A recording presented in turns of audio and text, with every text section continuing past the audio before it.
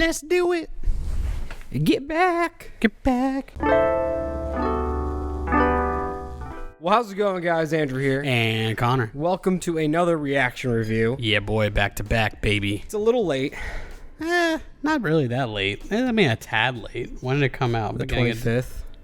Of November? Pretty sure. Damn, I thought it was the beginning of December. I'm pretty sure it was like the 24th or 25th. Whatever. Maybe some people haven't even finished I'm it sorry. yet. It takes almost 8 hours to finish this thing. So You can't watch this in one sitting. you could not. No.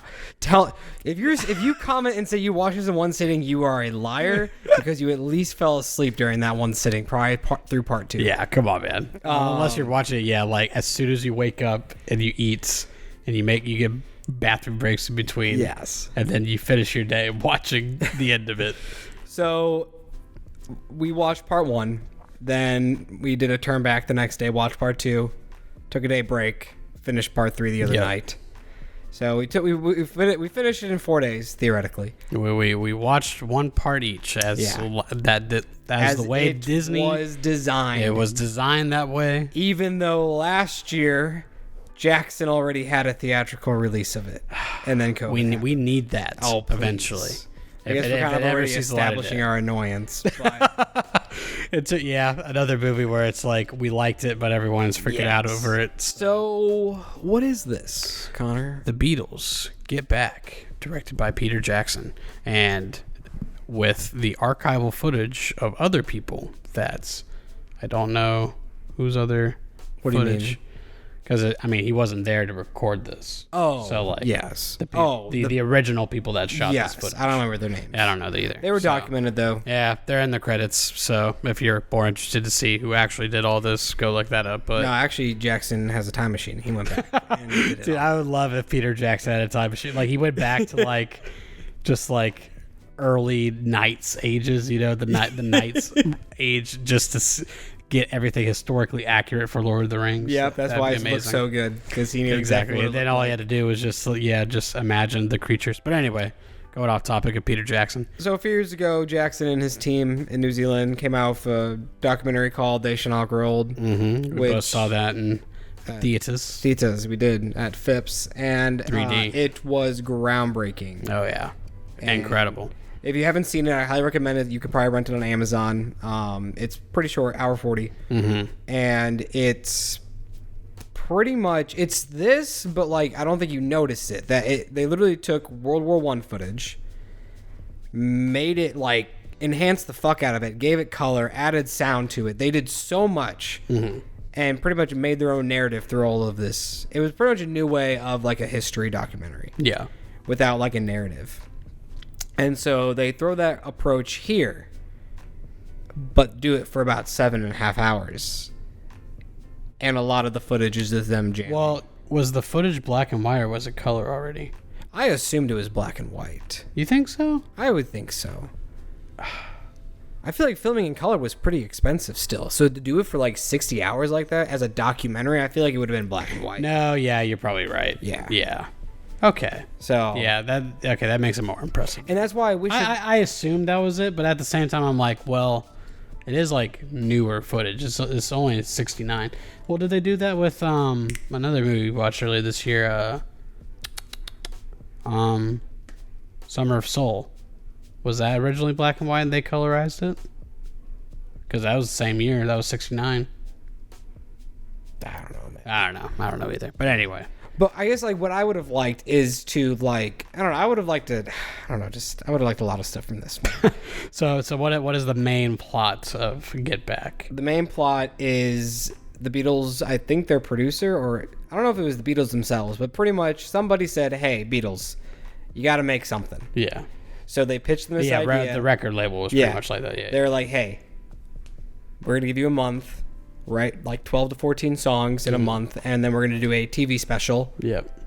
They originally rented out the spots to fit all this recording time into this one area that they it's be able to rent at. pretty big task because they have to pretty much. I mean, they probably have like they had basics for songs. They weren't like actually like they brought songs to the table. Yeah, they're musicians. They're always thinking about. But lyrics they had and to songs. perfect them. Yeah, And so that Rehearse. is what the whole documentary is pretty much them just first dicking around, figuring out the songs, and figuring out what this is all supposed to mean and to be, which was definitely the most interesting part of the documentary. Like those conversations when they were all just sitting in chairs around each other, talking about just like talking out like just the direction of where this album is going and why they're even doing this in the first place. and like all that. you know, I think it was in part 2 where like you learn really the influence of what Get Back was like. That kind of like came like spur of the moment, like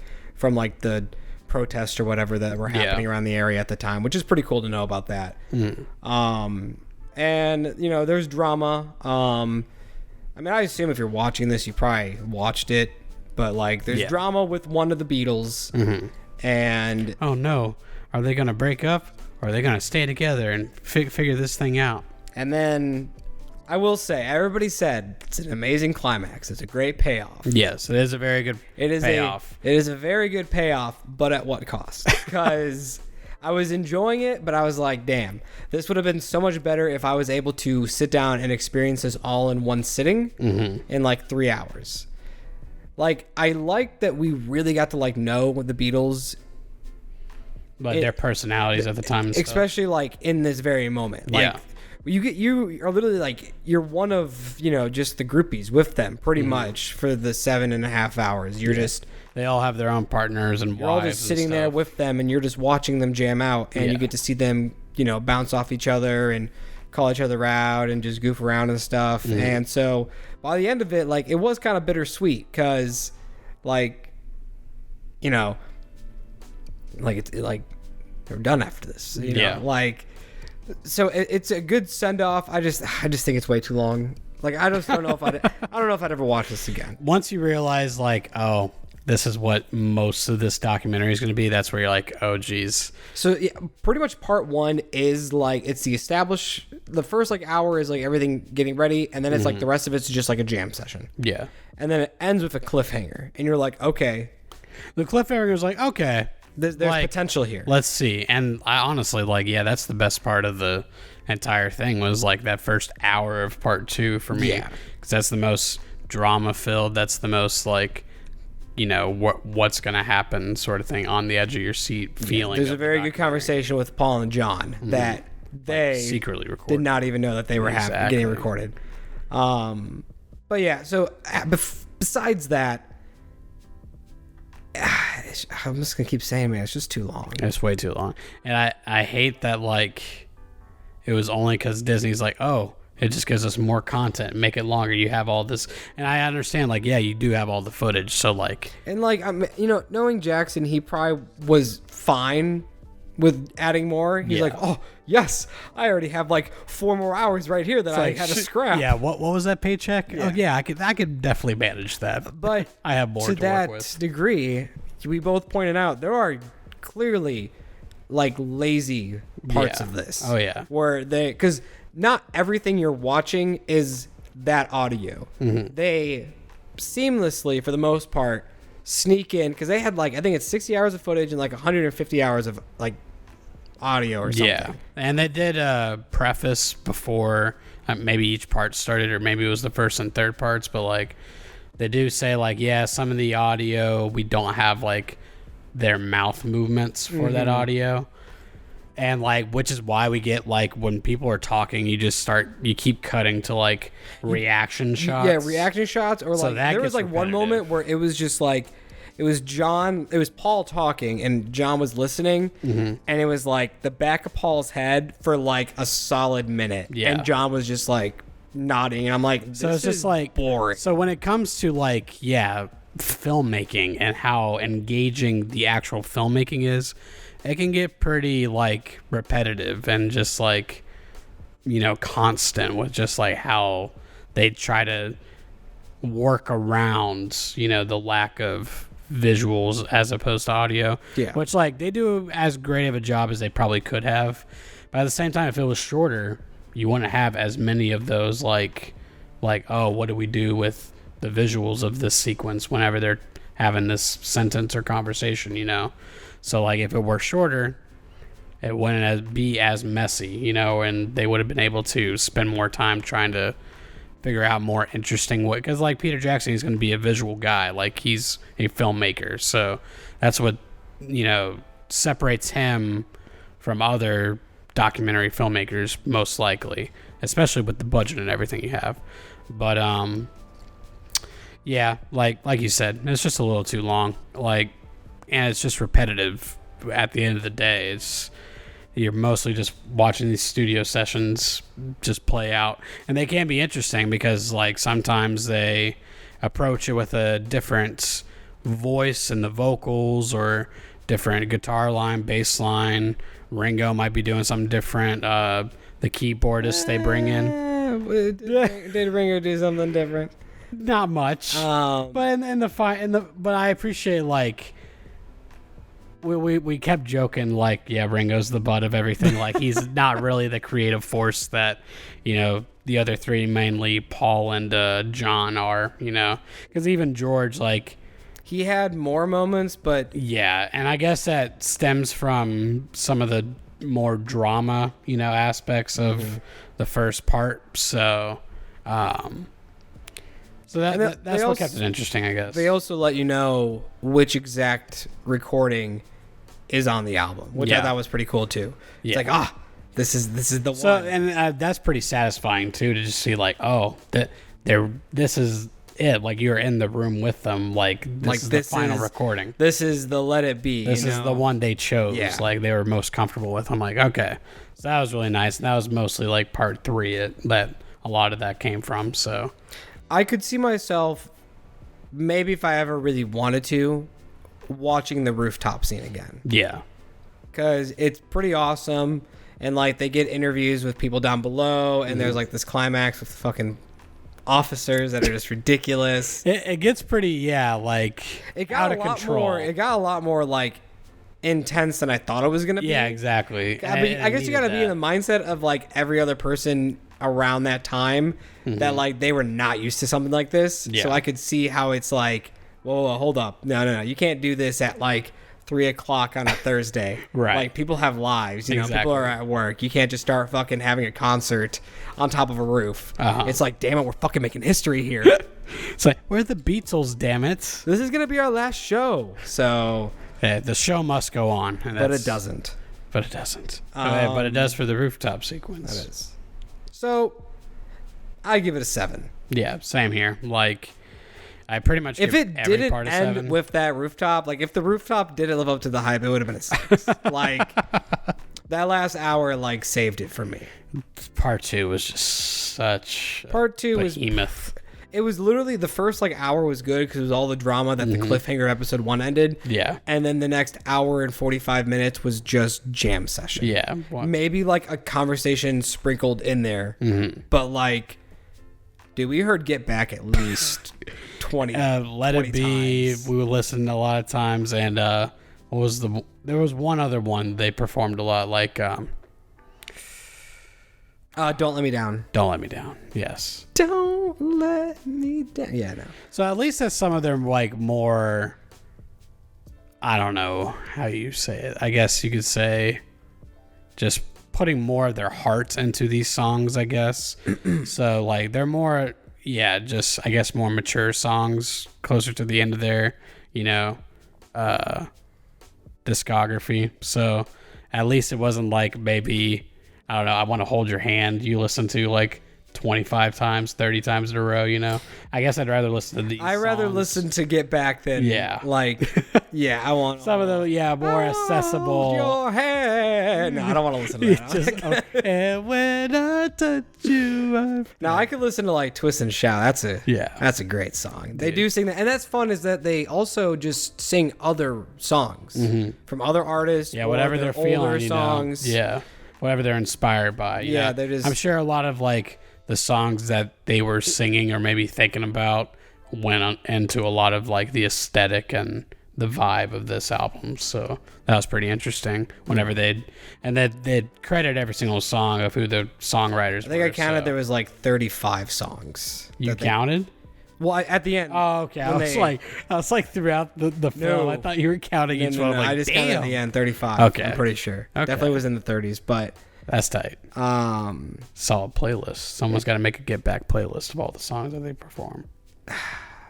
In a perfect world, obviously COVID wouldn't have existed, and so many things would have already been out by now.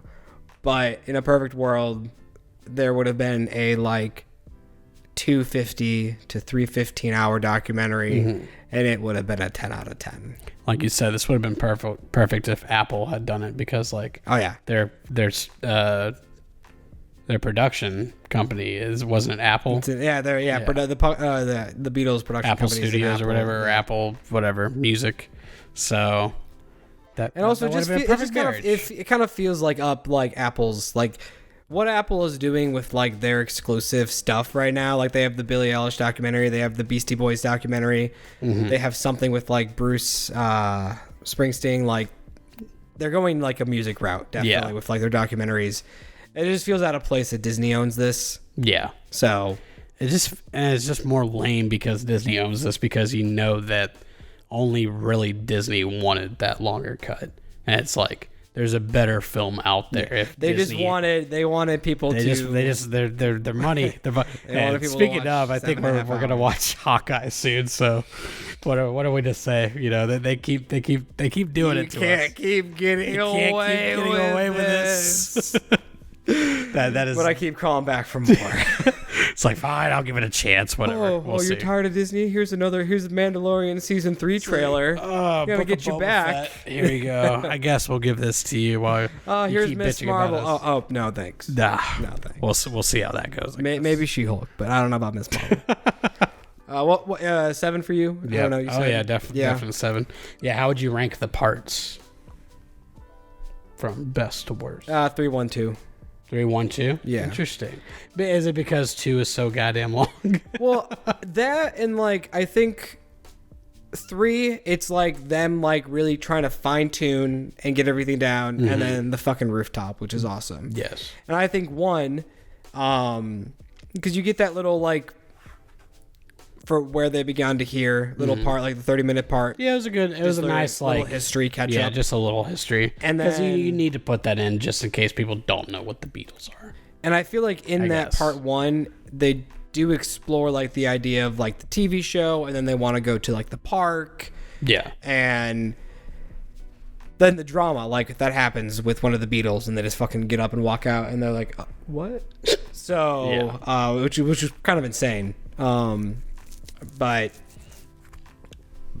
and like just part 2, it's like literally like almost 2 hours of just a jam session. Yeah. Oh yeah. Yeah. So that's where it's like, so for me it would be 3, 2, 1, and 2 is simply second, and it could have been first if it wasn't so long, like because that first hour is you could have easily chopped off 30 minutes. That first hour is like easily the most interesting thing of the entire thing, and it's only it makes up like 1/7 of the entire documentary pretty much. So it's like damn. Whereas all the studio sessions take up well over half of the film. It's like, okay, so you're watching over 3 hours of just, while it is cool, and I think this is most garnered toward or aimed toward like Beatles fanatics. Yeah. Because if you love the Beatles and you just want more of archival footage like no one has ever seen, or very few people have seen, I guess technically, then like, yes, this is perfect for you. But what I read that the rooftop, that is the first time that you've ever seen the entire concert in its entirety. Nice. Which is pretty awesome.